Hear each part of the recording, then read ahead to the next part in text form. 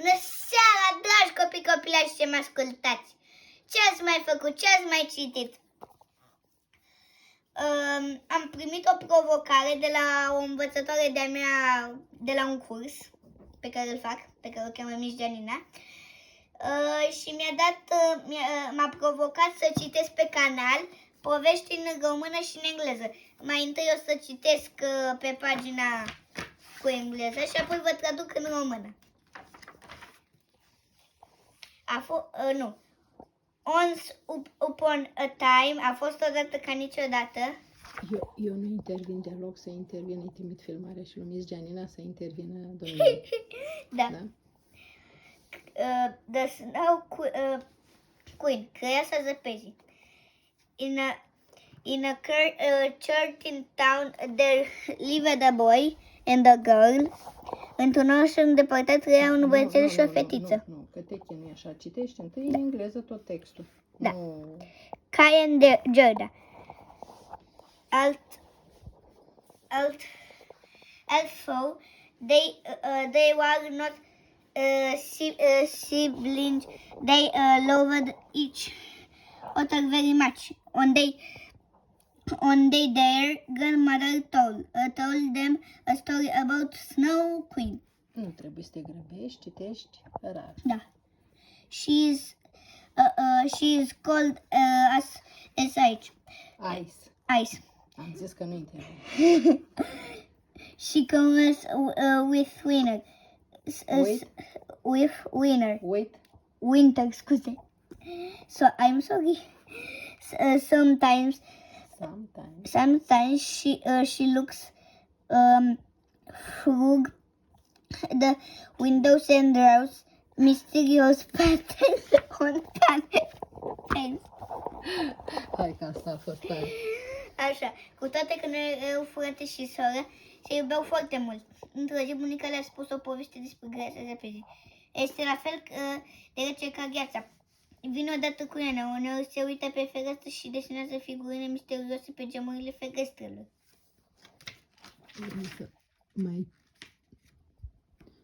E continuare. Da. Mai citești în continuare, dar vreau să o faci mai rar. Da. I am not scared at all, cried out Kai, but in the evening, when the first snow appeared, he saw a snow white lady with a crown made a crown made of acorns. That was the Snow Queen. When he looked at her, something hit him in the eye. It was a piece of diabolic mirror. Since everything good seemed stupid to him, and he became malicious, and then he did not want to play with Gerda anymore. Nu mi-e frică deloc, a strigat Kai. Dar în seara în care a căzut primul foc de zăpadă, a văzut-o pe doamna albă ca zăpadă cu o coroană din țurțuri de gheață. Aceea e Crăiasa Zăpezii. Când s-a uitat la ea, ceva l-a lovit în ochi. O bucățică de oglindă răște. Din acea clipă tot ce era bun început să-i se pară stupid, iar el deveni răutăcios și înfumurat. Nu mai voia să se joace cu Gerda. Dar Crăiasa asta Zăpezii un pic cam rea, după cum observ. Trebuie să citești toată povestea. Eu am citit în mașină când am primit și mi-am dat, știu că e. One day the boy took his sledge and ran to the square where he saw a great red sledge. He fastened his own little sledge to it, and the cart set off. When they stopped, the snow queen rose up from the red slate. She asked Kai to come to her. When she kissed Kim on the forehead, Kai forgot Gerda and they went out to the land of everlasting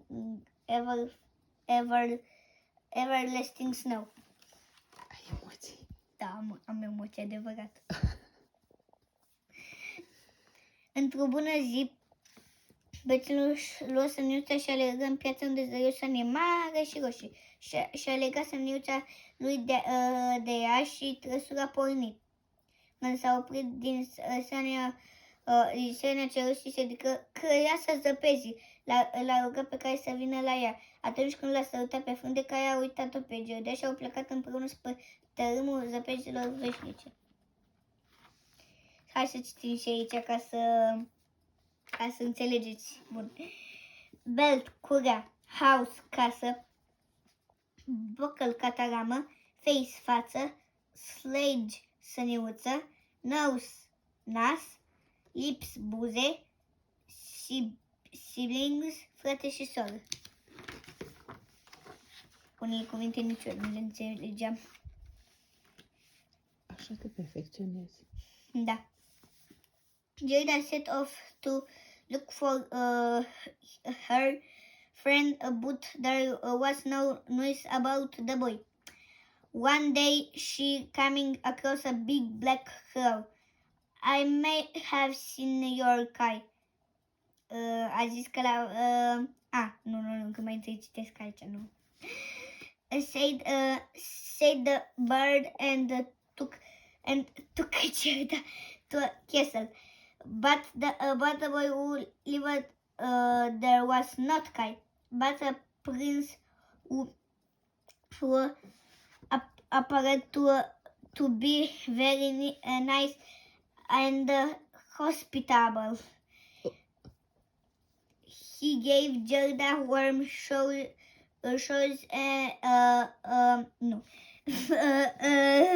Gerda warm showers, a coat, and a carriage, and the girl went on her way.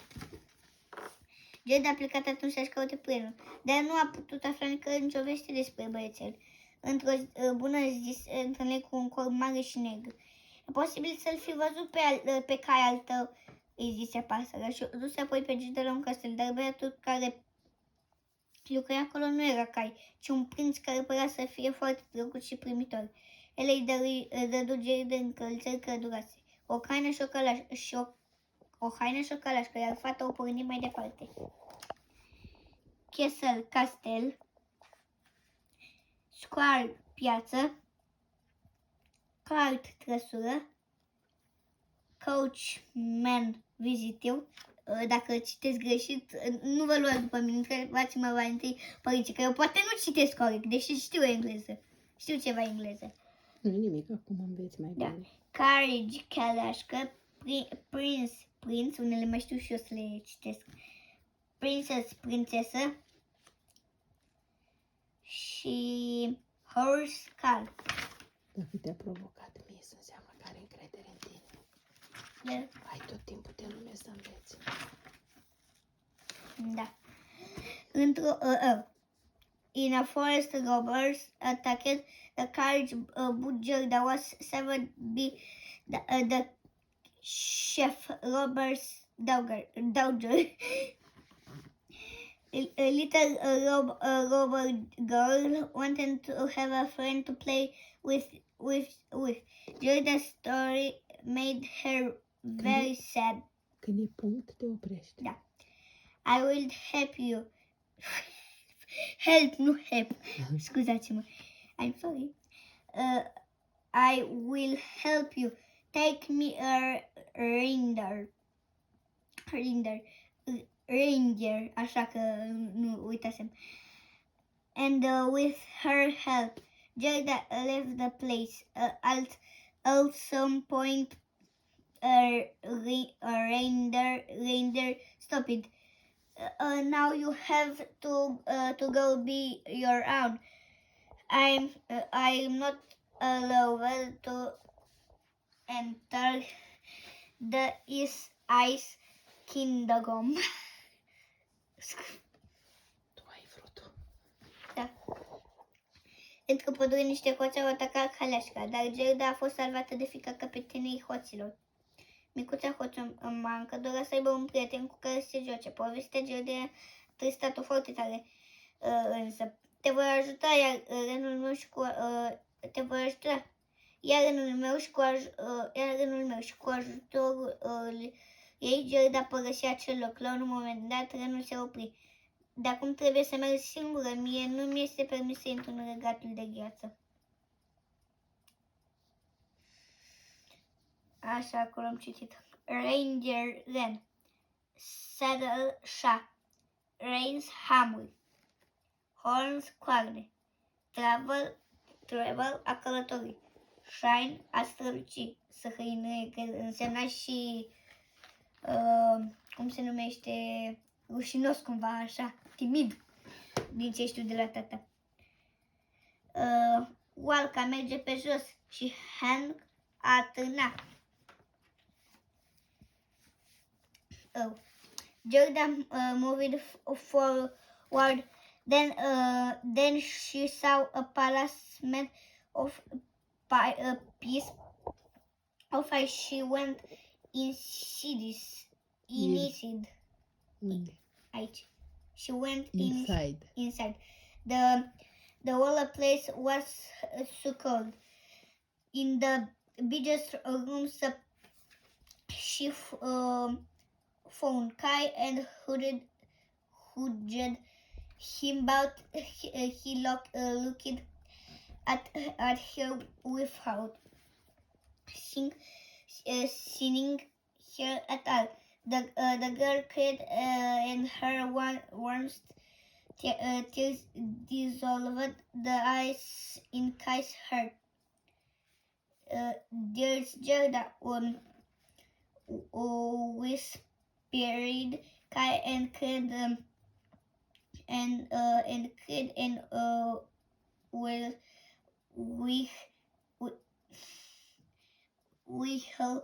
he was carrying the piece of diabolic. A mirror fell out from his eye. Now the Snow Queen lost her power over Kai. The children returned home. There was no end to their joy. Gerda merse atunci mai departe, apoi zări un palat făcut din bucăți de gheață. Intră. Peste tot erau pulgări de gheață. Îl găsi pe care în sala cea mare și îl îmbrățișă, dar o privea și nu o putea vedea. Atunci fetița a început să plângă, iar lacrimile ei calde o au topit gheață din inima lui Kai. Scumpă Gerda, șopti Kai, și a început și el să plângă, iar atunci când plângea, bucățica de oglindă vrăjită a căzut din ochiul său. Creaza se pierde și a pierdut atunci puterea asupra lui Kai și copiii s-au întors acasă, bucuria lor fiind fără margini. Throne, reflecție. Magic, magic wand, baghetă fermecată. Da, uite aici baghetă fermecată. Wet wood. Hug, a îmbrățișa. Piece, bucată. Kiss, sărut. Stand, a sta în picioare. Și aici este o altă poveste pe care dacă o să o citesc data viitoare. Exersând, așa o să-ți perfecționezi. Ups, să pun semnul ăsta că acea carte am terminat-o.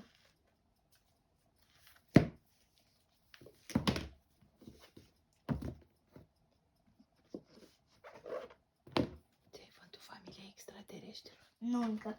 Nu, încă, Uneori chiar plândesc asta, dar nu o să o fac. Am înțeles.